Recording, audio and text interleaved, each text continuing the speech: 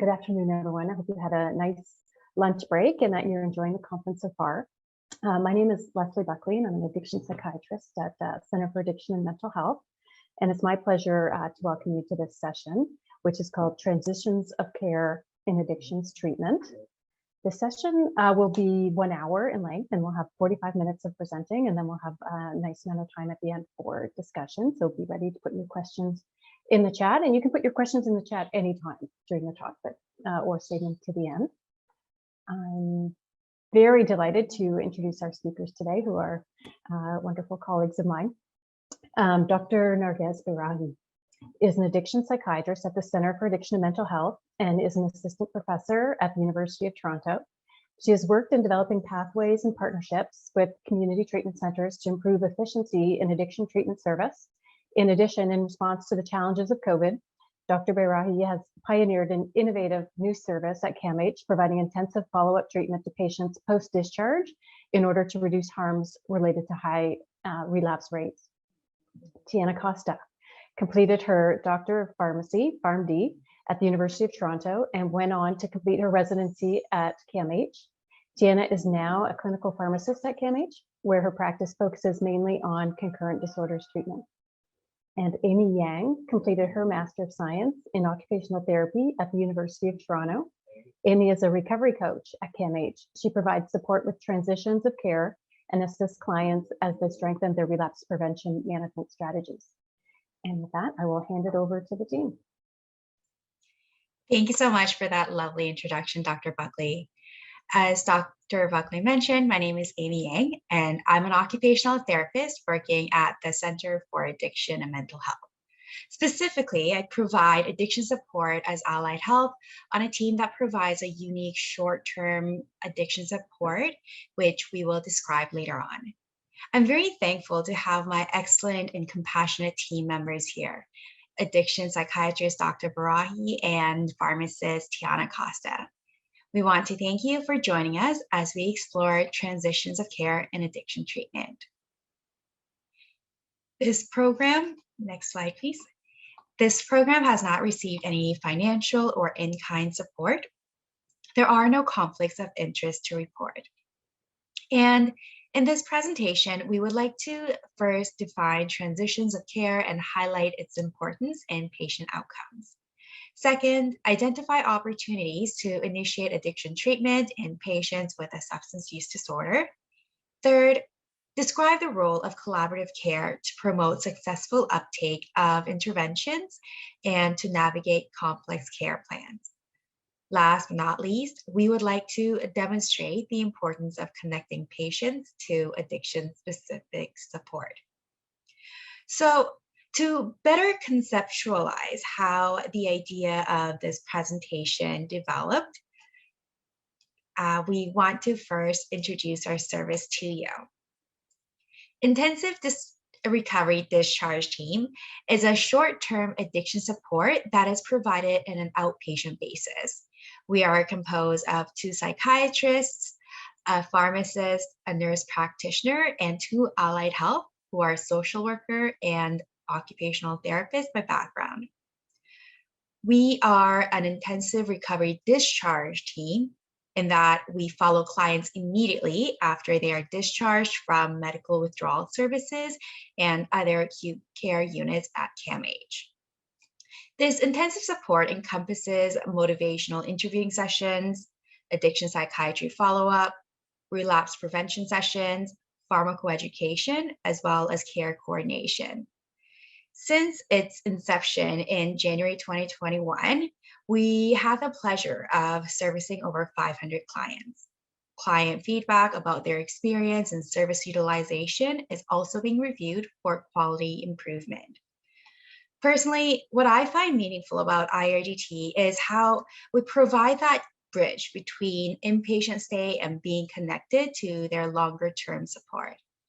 We have also been proactive in engaging in family sessions and case conferences with community providers, thereby facilitating smoother transitions of care. And speaking of smooth transitions, I would now like to turn it over to my colleague Tianna, who will introduce transitions of care. Thanks, Amy. I'm having some trouble moving the slides forward, so if there's a delay, that's why. But before we move on in this presentation, I want to set the foundation of defining transitions of care.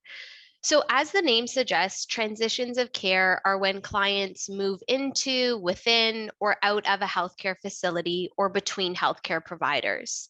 The most common instance that you may see in practice is the movement of clients in and out of hospital settings. These can be extremely vulnerable situations that can result in medication errors, readmissions, lack of communication between healthcare providers, as well as lack of patient and family understanding of the disease that they're diagnosed with, medications that they should be taking, or the follow-up that's required. The ultimate goal of improving transitions of care is really to improve outcomes, patient and family satisfaction, and decrease readmission rates.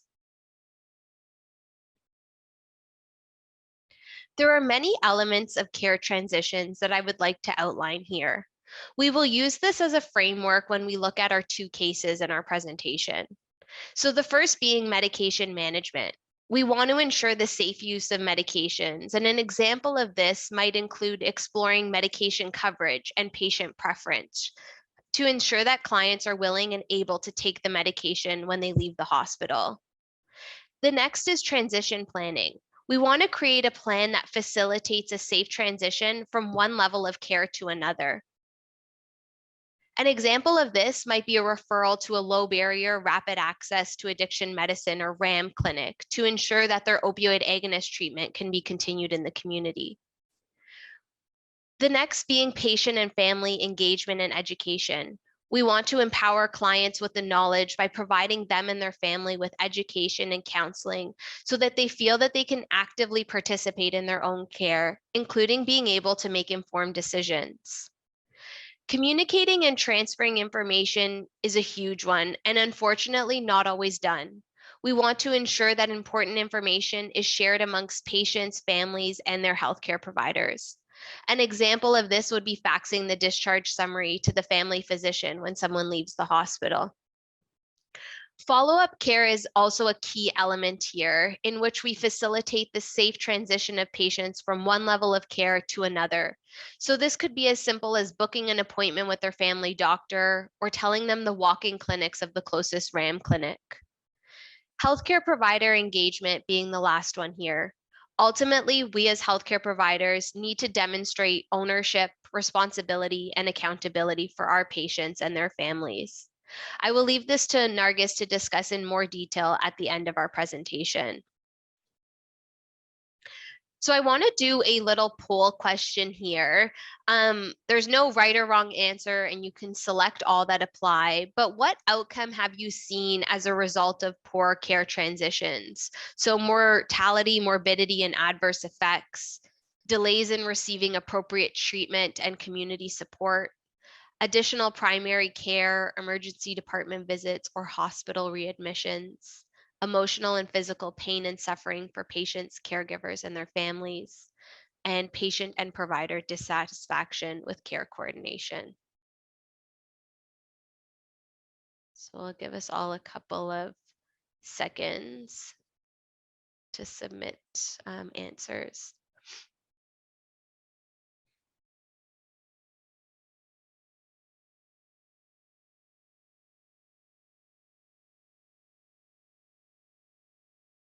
Okay, maybe we can close the poll now.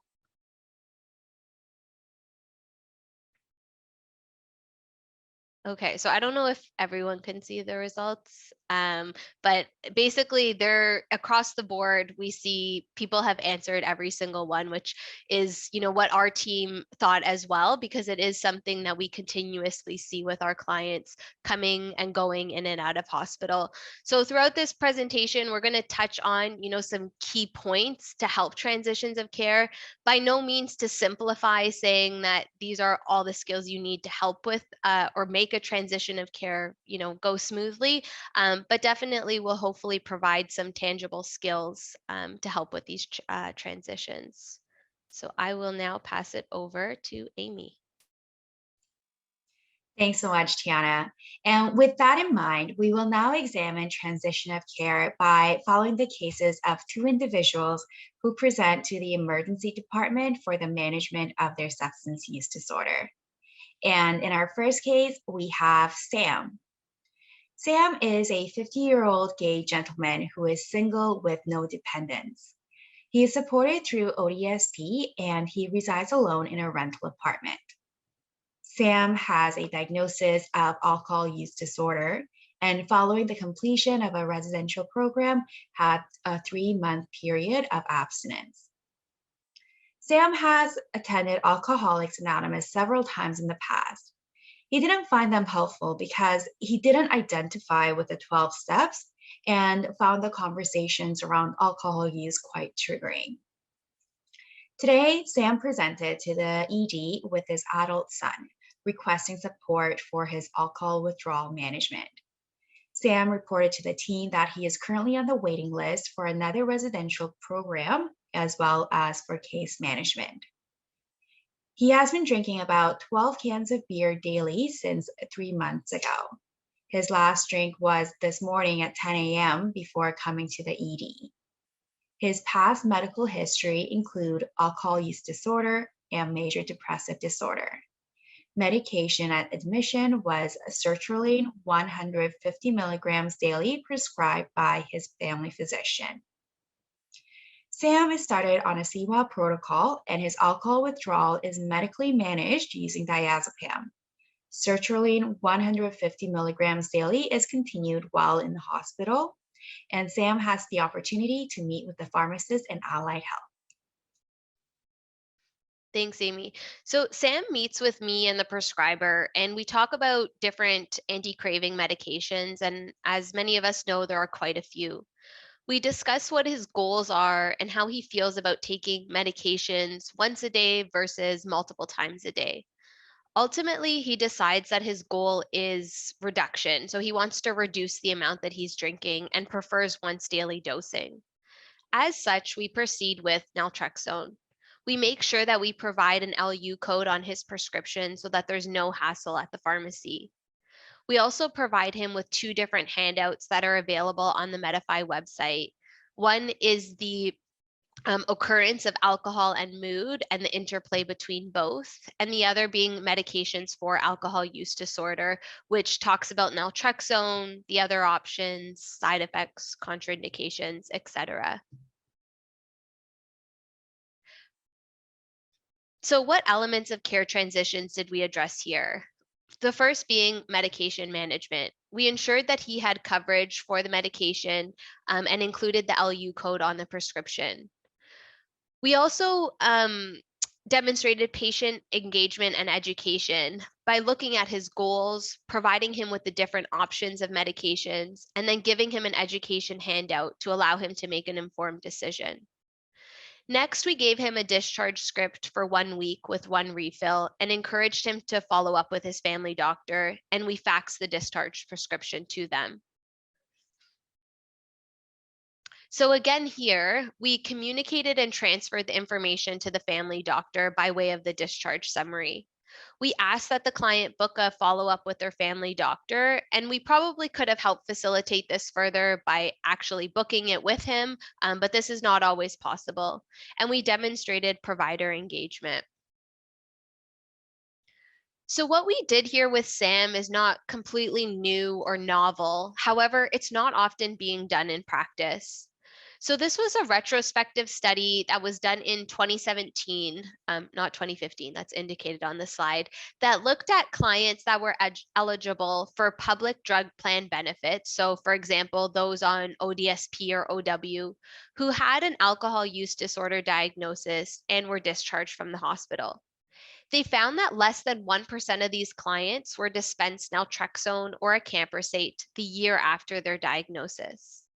I want to highlight that this study was done when these medications needed approval through the Exceptional Access Program. So it's possible that these numbers would slightly be higher, but they're not often being prescribed in the hospital setting nonetheless. This study did cite that improved addictions training, resources, and clinical support might improve access to individuals who would benefit from these medications. This was another study that was done in Germany that looked at patients with a diagnosis of an alcohol use disorder, similarly discharged from hospital. And similar to what we saw in Ontario, they found that only a small proportion of patients were prescribed anti-craving medications after their discharge. What I found even more interesting was the effect on readmission rates and healthcare costs. So they actually saw a correlation between those who were prescribed anti-craving medications with lower rates of readmission and healthcare costs. And so this demonstrates that these anti-craving medications not only, support patient and family outcomes, but they also have an improvement on overall societal outcomes as well. Thank you, Tianna. And now maybe we'll switch gears to talking about the psychosocial treatment for alcohol use disorder, which can be seen as having two different branches, one being psychological interventions. These include, but are not limited to, cognitive behavioral therapy, relapse prevention, contingency management, motivational interviewing, brief intervention, and group therapy. Case management provides individualized approach to connecting clients to services and resources that meet their needs. There are many models of case management, but the support can be short-term and focus on providing access and referrals to various resources and services. It's quite effective in helping clients stay in treatment and recovery.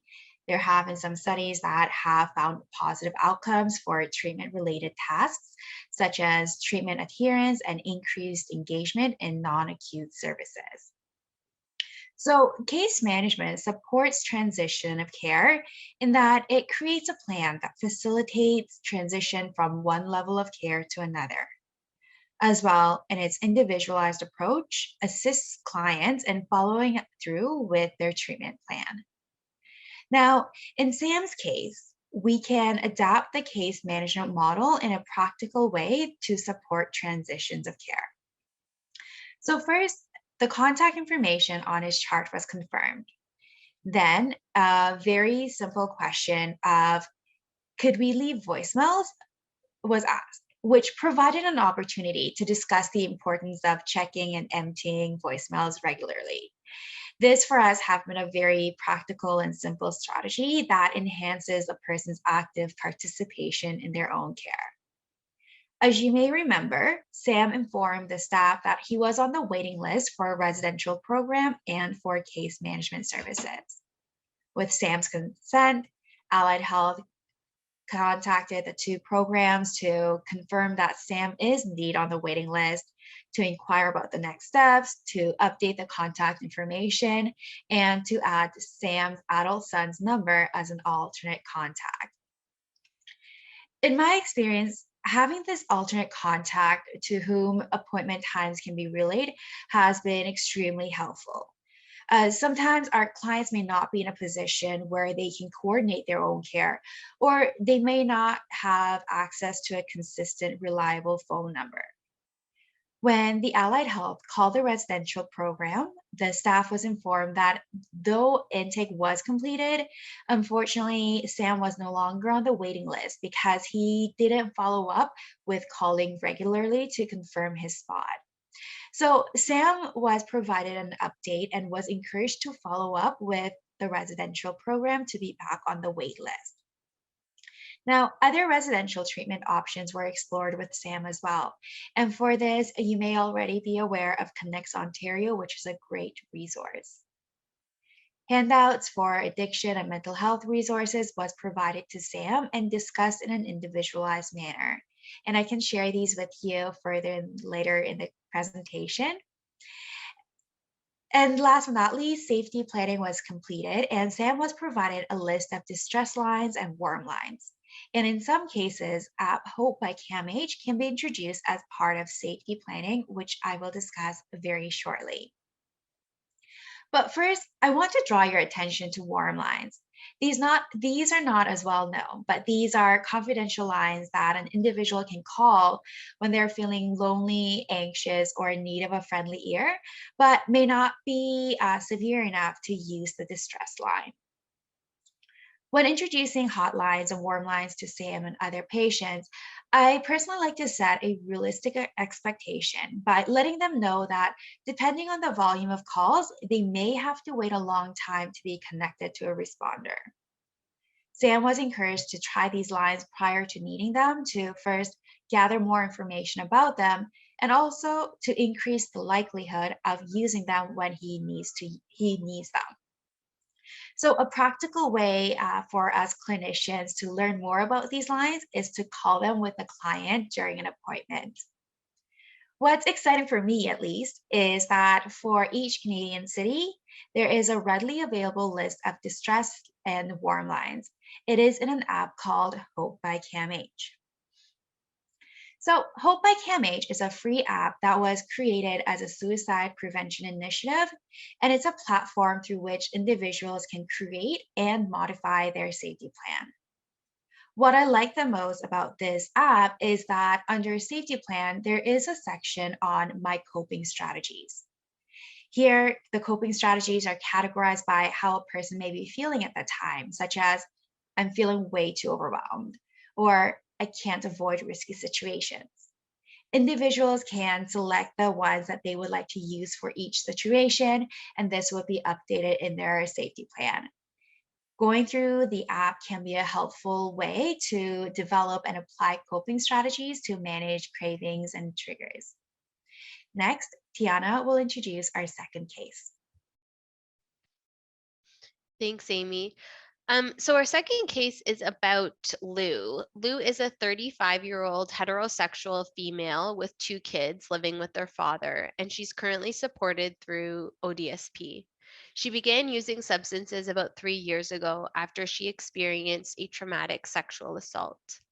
She has been to residential treatment twice and was able to remain abstinent for 1 to 2 months after, but eventually would relapse. Today, she presents to the emergency department looking for opioid withdrawal management.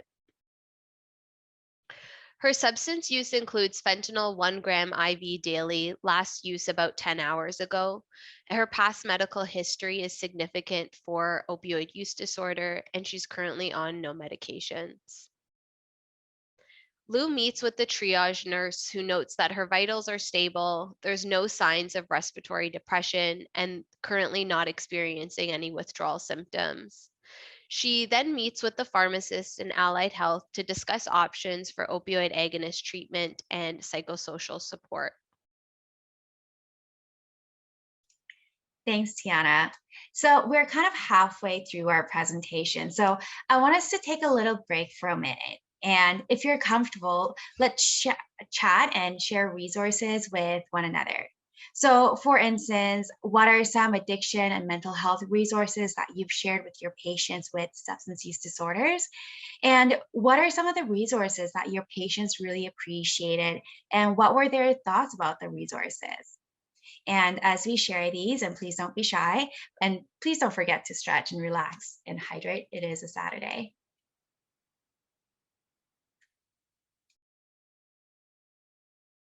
Yes, Breaking Free is a good one. It is free for those who are in Ontario, as well as I think Newfoundland. So that is a free online resource talking about relapse prevention and whatnot.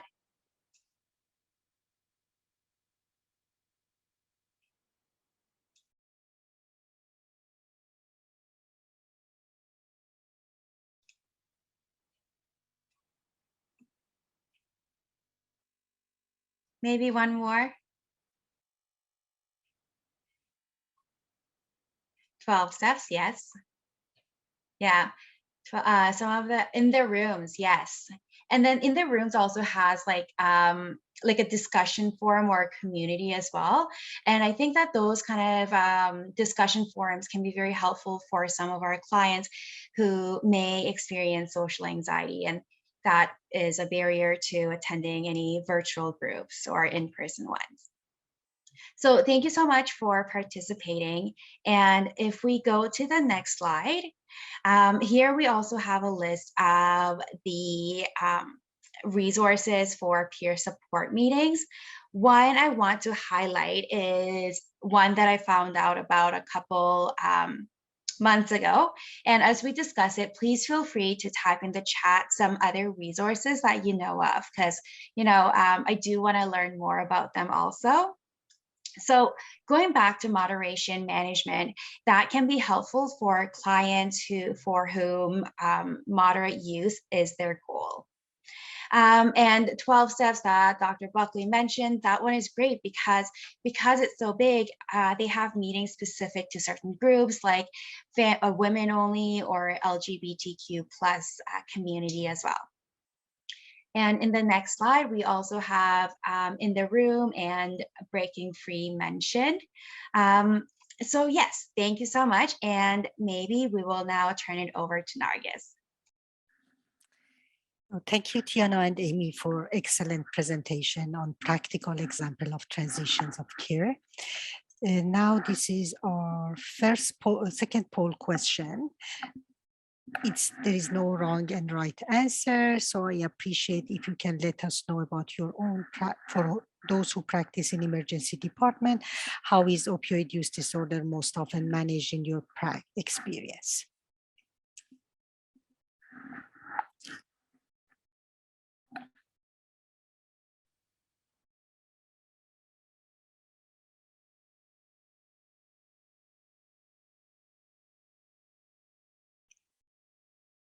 And you can also pick more than one answer if you want.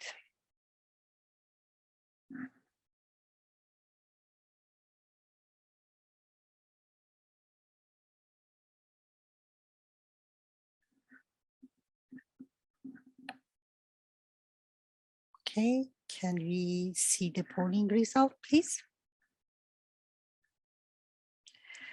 Okay, so this is excellent. Now we can see that we rarely provide a prescription for OAT, but we usually refer to a RAAM clinic, which is good, and safety also is considered. Thank you. Can we go to the next slide, please? Yeah, so this is a Canadian study trying to understand the current opioid management in the emergency department across the country. This study asked the following questions. The first question was, how emergency department physicians usually manage opioid use disorder? And the answer was that buprenorphine is rarely prescribed. The second question was, are they satisfied with their current practice? And the answer was that they were not satisfied with what they are doing. And the third question was what they need. And the result was that they were asking for more on-site support. Next slide, please. Let's have a closer look at result. As you can see here, starting opioid agonist therapy rarely happens in our emergency department, which is against our guidelines. Interestingly, only 20 to 30% of our patients reported after referring, or our physician reported referring patients to OAT clinic or RAAM clinic. Next slide, please. All right, thanks, Narges. So why start opioid agonist treatment in the emergency department? And if you guys went to the last presentation, I think the dynamic duo from Timmins did an excellent job describing this. But just to summarize, the ED can often be the primary source of medical care for individuals with an opioid use disorder. And they may be presenting after a non-fatal overdose. They might be coming, like in the case of our patient Lou, for treatment of their opioid use disorder or for complications related to their use. So identifying individuals with untreated opioid use disorder enables providers to treat withdrawal symptoms, initiate treatment, and refer to ongoing care.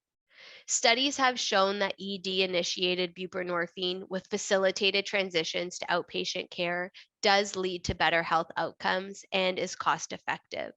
So let's try and demonstrate how to do this with our client, Lou.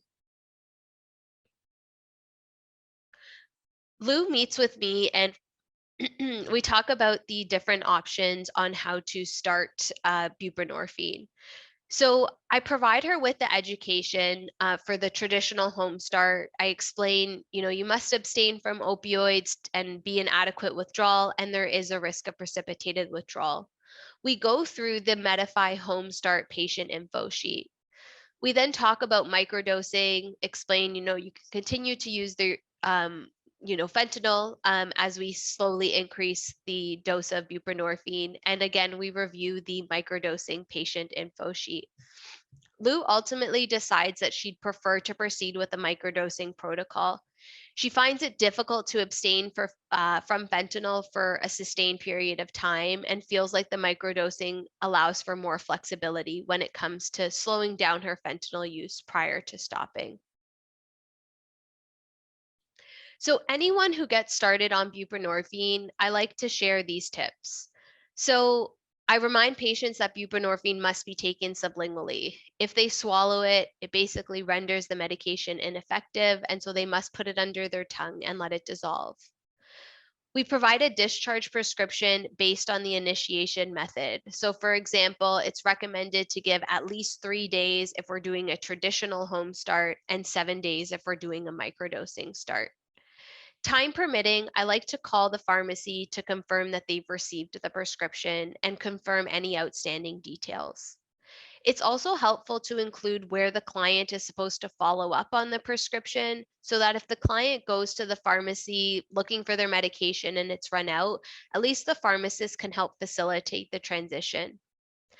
As you know, many clients do not have health cards. If there is a health card on file, I encourage you to fax that to the pharmacy, or if you can, call the pharmacy and give any identifying features that might help the pharmacy team identify the client. Provide a handout on buprenorphine treatment. Again, I've hyperlinked one here. Offer naloxone kit and training and harm reduction resources. And then plan for a clinic follow-up through a rapid access to addiction medicine clinic. Sorry. So on the Medify website, there is a list of RAAM clinics across Ontario. And so I just wanted to highlight here a few key points. Work with the client to establish the date for follow-up. So if their prescription ends in 3 days, they need to go after 3 days versus if it ends in 7 after that. Check the updated hours of operation and to determine and also determine if there's a specific date where new assessments take place. So they don't always allow walk-ins Monday to Friday for new assessments. I like to print a copy of the hours, location, and contact information so that the client has something to take with them. And if possible, giving a client a copy of the patient-oriented discharge summary if it's available. And if possible, if you know what RAAM clinic they're going to, have the discharge summary fax there. Thank you, Tianna. Thank you. I missed a slide, but it's okay. So you are a primary care practitioner of Lou, and instead of emergency department, Lou presents to you looking for treatment options for opioid use disorder. Next poll question, Tianna. Next poll question is again the same thing. We don't have a wrong or right answer, but we want to know what you do. Select the best answer that describes your plan for transition of care of this patient. Do you provide brief counseling, elicit patient preference and expectation, determine readiness to engage in opioid use disorder care, start opioid agonist therapy, and discuss and agree on transition of care?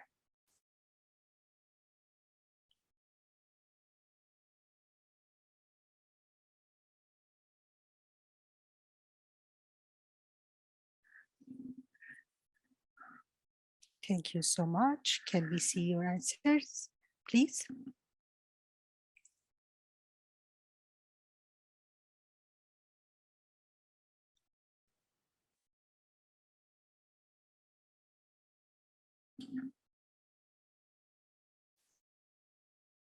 For some reason, I cannot see answers. Probably nobody answered.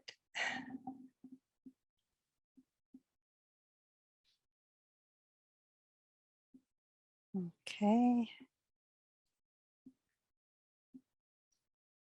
I guess we can move to the next slide, maybe. Yeah, okay. Our tech support. Okay. So this was, oh, thank you so much. Now we can see the result. Okay. So as we can see, brief counseling, 62%. Yeah. And starting opioid agonist therapy, less than the others. Thank you so much for your answers. This is an example of a spectrum of transition of care. So when you go from option A to option D, the intensity of engagement in transitions of care increases. So basically, when we go to option D, we demonstrate more ownership, responsibility, and accountability for the care of our patient. Thank you. This article tries to conceptualize the transitions of care as a spectrum of care that we can provide. Transition of care is a spectrum of interaction between you, your patient, and the family and other care provider in general. By increasing the intensity, we can improve the process outcome, we can increase the knowledge of available resources, we can increase access to treatment, we can increase the engagement in treatment, and we can also improve the health outcome. Means that less substance use and misuse, more days of abstinence, and better mental health and functioning and quality of life.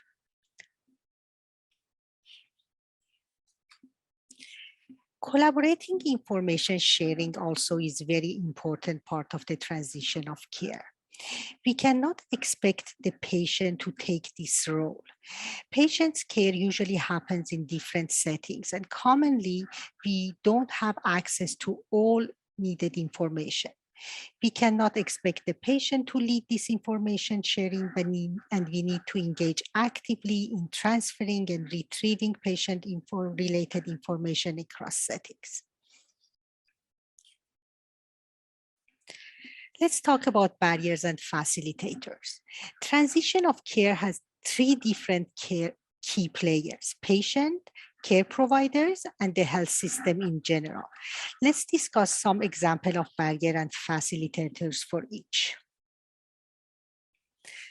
Patient is the main stakeholder. Our patients may have or may not have previous experience with addiction treatment. Usually first-time treatment seekers reports less need and may reject some support that is offered to them. Previous experiences with care services could be negative and could be positive and could cause could present a facilitator or a barrier. Example of insurance coverage is, for example, having insurance coverage for therapy or not. Some medication may be covered or not. Example of wait time is, for example, residential treatment. Residential treatment currently may have many months of wait time. Stigma could be a big barrier for our patient. Knowledge is important. They may not be aware what is available and what they can use. Psychosocial stability is very important. Some of our patients needs a level of stability from psychosocial perspective to be engaged in specific treatments. The level of motivation may also be different. Patients' goal is different. Some of them are looking for harm reduction, some of them are looking for abstinence. From care provider perspective, we as care provider may have our own biases and stigma. We may be not familiar with all of the resources available. We may have different level of availability and comfort in communicating with other care provider and families. It's not easy to implement patient and family preference in treatment. We prefer always to follow guidelines. Transition of care is an individualized plan, and we need to navigate when, where, and why, and how to refer the patient. From the health system perspective, a more team-based approach can facilitate transition of care. So health systems that can provide more team-based approach can emphasize more care coordination, is able to provide a better transition of care. A more advanced electronic health record is always very helpful. A leadership who can formalize and facilitate a relationship between care setting also can improve the transition of care. Generally speaking, larger healthcare system may have more facilitator for transition of care compared to solo practices. To summarize what we discussed, planning for optimal transition of care for all patients is essential and is the responsibility of every healthcare provider. Key elements of care transition include medication, psychological intervention, social support, or case management. And we are going to welcome all of your questions. Thank you.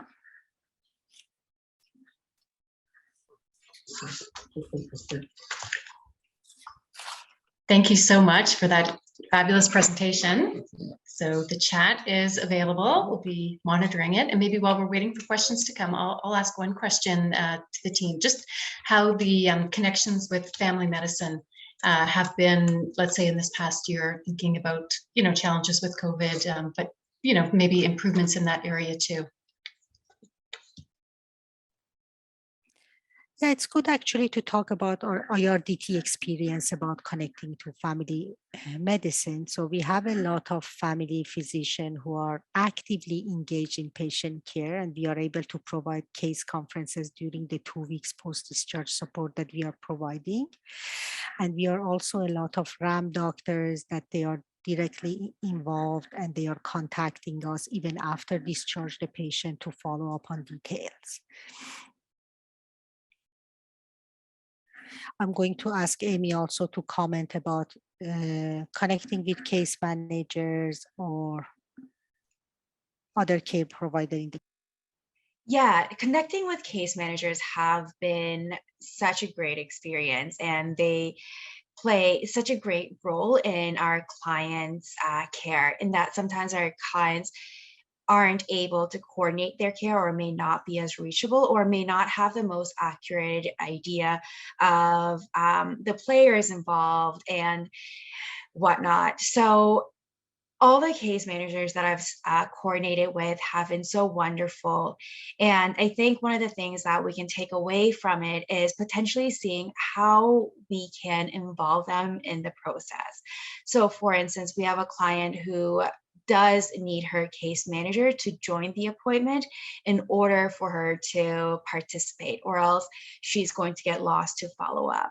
So always like having that communication with case managers, I think would be instrumental in providing equitable care.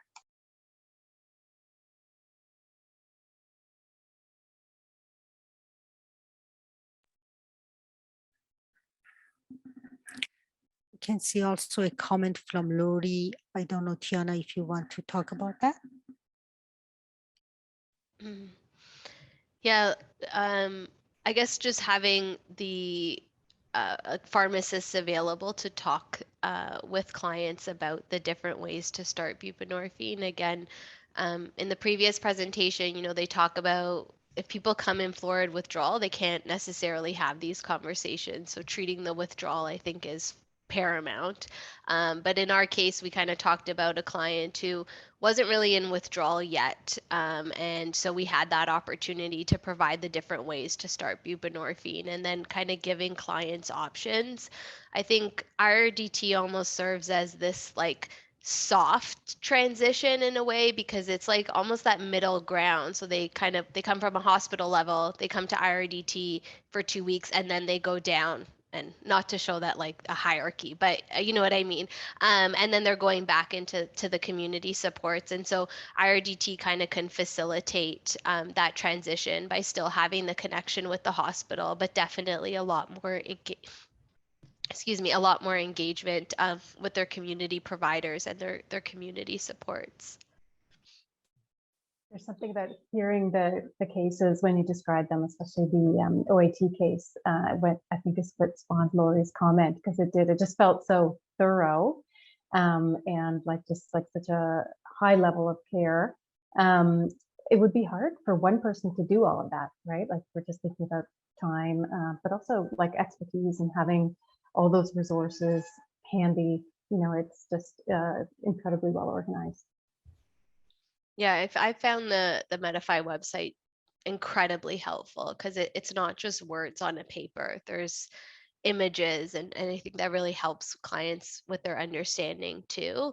And just having that kind of like a visual sheet to look in, but of course a person also there to help describe it, I think has been super helpful. Here's a tough question for the team. What if someone doesn't have, you know, follow up, like a family doctor, let's say, to follow up with, and maybe the substance isn't necessarily something that a RAAM could treat? Is that a challenge that you've seen a lot of? So yeah, this is very common that our family doctor has difficulty to engage in addiction treatment. So they need more support. So they are asking, for example, if we can remain connected to them, or what kind of other support we can provide for them, which is reasonable.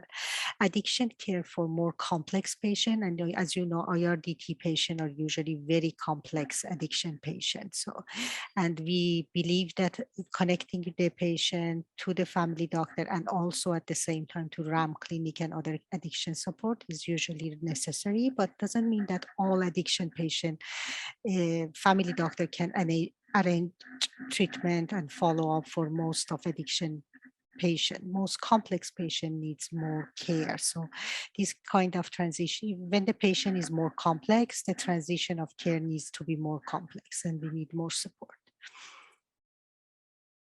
Thank you. Another question: do you find that the excellent care from IRDT gives clients the plan they need to hopefully reduce readmission to hospital? Yeah, actually, as Amy mentioned, we are doing a quality improvement assessment of our patient. And when we are writing the proposal, one question was that, is readmission always a bad thing or a good thing? For example, if the patient knows that if something doesn't work for the patient, at least comes back to the emergency department, can we say that it's a negative outcome or not? But we suggested that most of the time relapse may happen after discharge. So, and right after discharge is the highest risk of relapse. And emergency department could be one of the resources available for patient, but we prefer this to not happen. We prefer that they can follow up with outpatient clinics. But at the same time, we encourage our patient, if there is an acute situation, to come back and seek help in our emergency or bridging clinic or RAAM clinic. Yeah, based on that.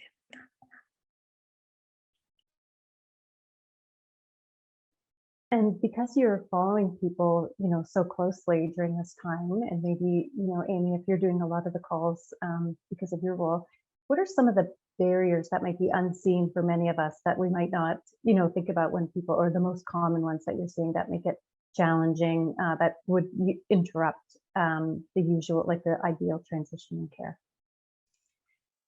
That's a good question. Sometimes I think clients are not reachable at times, partially because they feel the stigma and feel that if they have relapse, then they're unable to disclose that to us or be able to receive our care.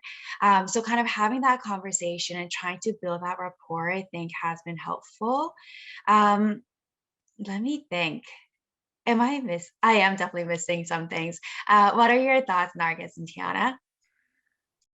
I was thinking that the communication that Amy provide, the good thing is that it's bi-directional. So means that, for example, the patient still can send us messages, can leave Amy messages. So, and Amy usually follow up during the 2 weeks, which is a good, and also we provide the flexibility that they can come in person, they can be over the phone, they could be over the video. And this has been a very good facilitator, and the bidirectional part of service that IRDT is providing, I don't think that is always available. So the excellent transition of care of IRDT is because it's very short term. So we are able to provide that as a bidirectional and also as an active support. So basically, we are not saying that this is a resource you can come to bridging whenever you want, you can come to the RAAM whenever you want. We are just actively following patients and we are calling them. And this is a quite expensive kind of transition of care and cannot happen in all settings. Question for you: if someone that's watching, say, was thinking they, would want something similar, in a place where they work as part of the continuum of care, maybe you could tell us a little bit about how to get resources for this, and are there any tips and tools about how you created IRDT that would be helpful for people to know? I think that, Leslie, you can also help us with that because you supported a lot for creating IRDT. So the way that this happened actually is that the case unit that we had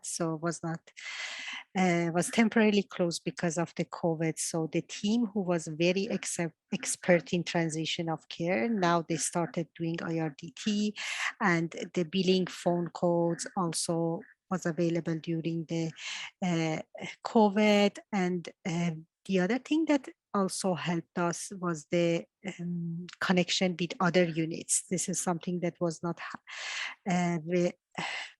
before. So it's not all of our patients coming from medical withdrawal services. We were also accepting complex patients with significant concurrent disorder like schizophrenia from other units just being discharged after acute units, and even starting from emergency departments.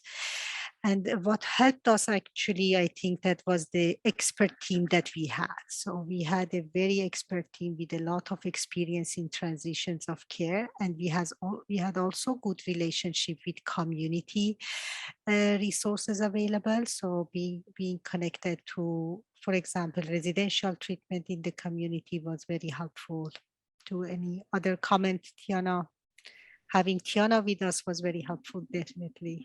Yeah, I mean, I was gonna say like a multidisciplinary team, I think was super helpful for us, just because we all have our varying expertise and we work well together, kind of referring clients to one another based on need.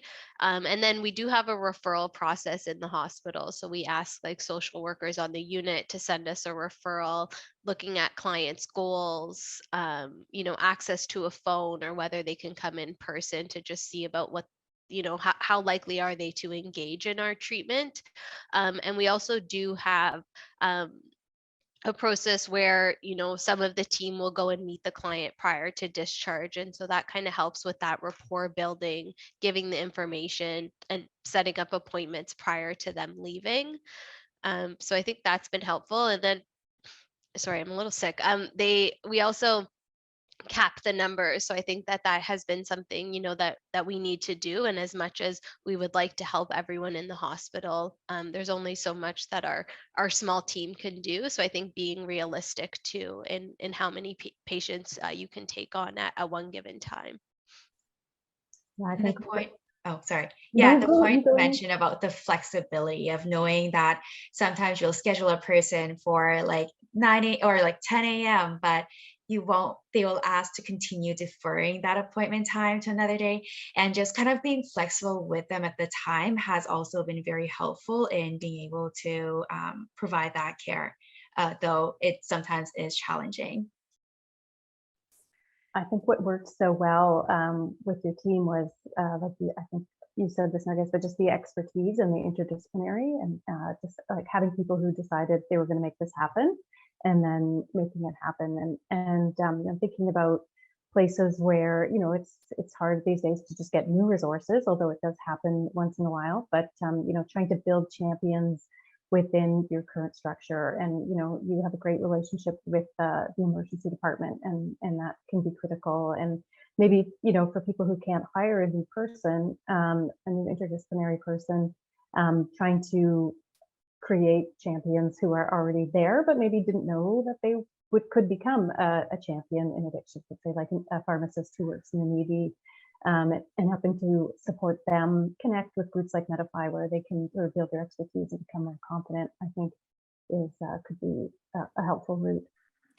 The other thing that when we started, we were very skeptical about it. It was that 2 weeks is a very short term kind of support, but now we have learned that we can do a lot in these 2 weeks. And we know that we usually ACT teams are providing longer support, so it's going to be more expensive. But having short term but more intensive support during transition, I think that this is what we learned. And when we started actually our follow-up, we had a lot of loss of follow-up at the beginning, but then we learned how to build rapport. For example, what Amy mentioned about checking the phone number, having the second phone number, so having the voicemail. So these are stuff that we really was very, it looks simple, but it's very important when you are trying to reach patients. And I know that Amy has a very specific sentence at the end of our rapport session before patients discharge, that we are saying the patient that we are not calling to check on you, we are just calling to support you. So whatever happens, answer your phone and remain connected. And this has been very helpful. That is such a pearl. That's great. That's great. Amy, do you get more responses texting or with phone calls, or do you have, is there like a limit legally? I wish we had that texting option. I think it would be so useful for our clients, to be honest with you. But unfortunately we don't. So sometimes it depends on their level of like, comfort with technology. At times, some people prefer email communication, some people prefer phone, but texting is always something that the clients want, but we're unfortunately not able to provide. Thank you so much. And with all those questions, I see that we are actually our time is coming to a close. So I'm going to do something really important here. I just put a link in the chat so that you can provide an evaluation. If you just click on that link for today's presentation. And I want to really, really thank our speakers. You know, it was so informative. I learned a ton, even though I thought I knew a lot about IRDT already.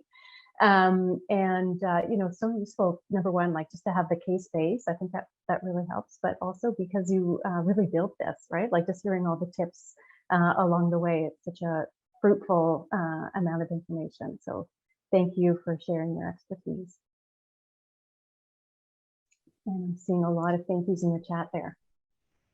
Okay, thank you for all your work. Thank you for a fabulous presentation.